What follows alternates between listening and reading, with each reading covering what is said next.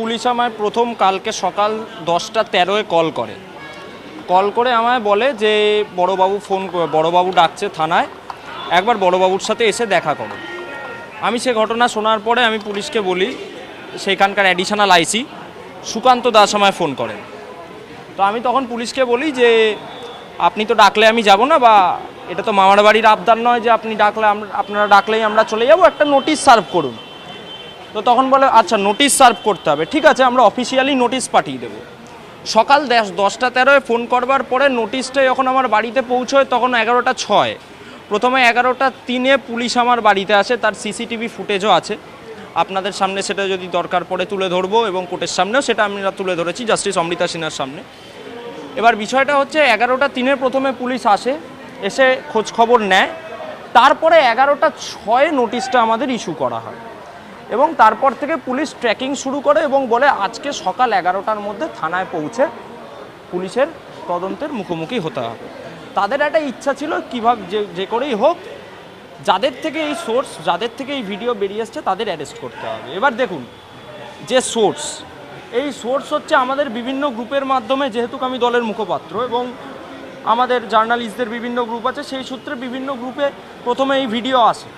তো আমার অপরাধটা হচ্ছে একটাই, যে আমি এই ভিডিওটা কেন ভারতীয় জনতা পার্টিকে দিয়েছি, এই অপরাধটার জন্যই পুলিশ আমায় ডেকে পাঠায়, এটা পরিষ্কার হয়ে যাচ্ছে। এবং পুলিশ খালি আমায় ডেকে পাঠায় নয়, পুলিশ কালকে বাড়িতে গিয়ে আমার মা এবং বাবার সাথে চূড়ান্ত হ্যারাসমেন্ট করে।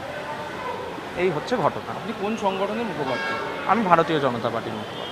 রাজনৈতিক জোটকে প্রতিষ্ঠা করার জন্য কি পুলিশ এইভাবে আপনাকে আটকাচ্ছে? খুব স্বাভাবিক, যদি রাজনৈতিক জোটকে প্রতিষ্ঠা না করারই হতো তাহলে 2021 সাল থেকে 2024 সাল অবধি গড়িয়ে গেল, পুলিশ জানতো না। যে জয়ন্ত সিংয়ের নামে আজকে অভিযোগ করা হয়েছে, এই জয়ন্ত সিংয়ের নামে প্রায় 9টা এফআইআর দায়ের ছিল। কোথায় কোথায় ছিল? বেলগড়িয়া থানায় ছিল, দক্ষিণেশ্বর থানায় ছিল, কামারহাটি থানায় ছিল। তো তারপরেও পুলিশ কোনো অ্যাকশান নেয়নি। আর তার থেকেও বড় কথা, যখন এই পোস্টটা ভারতীয় জনতা পার্টি মানে বিজেপি বেঙ্গলের টুইটার হ্যান্ডেল থেকে ফার্স্ট পোস্ট করা হয়, তারপরে এটা তো তৃণমূল নিজেই অ্যাকসেপ্ট করেছে, যে রিজু দত্ত নিজেই ওটা রিটুইট করে বলেছে এটা 2021 সালের ঘটনা। তার মানে এটা রিজু দত্তর কাছে অজানা কিছু ছিল না, কিংবা তৃণমূল কংগ্রেসের কাছে অজানা কিছু ছিল না, না হলে তো তারা কোনোদিন এটা রিটুইট করতো না। তার মানে তারা স্বীকার করছে যে তাদের কাছে জানা ছিল। তাহলে জানা থাকার পরেও 2021 থেকে 2024 তারা কেন কোনো অ্যাকশান নেয়নি? তার মানে এটা খুব পরিষ্কার যে পুলিশি নিষ্ক্রিয়তা খুব পরিষ্কার হয়ে যাচ্ছে। মমতা ব্যানার্জি যেমন নবান্নের প্রেস কনফারেন্স থেকে বলেছে যে পুলিশ ঘুমিয়ে পড়ে, তো সেই রকমই তাহলে হয়তো পুলিশ 2021 থেকে 2024 অবধি ঘুমোচ্ছিল, তাই জন্য এদেরকে গ্রেপ্তার করতে পারেনি, তাই জন্য এই ঘটনাগুলো সামনে উঠে আসে।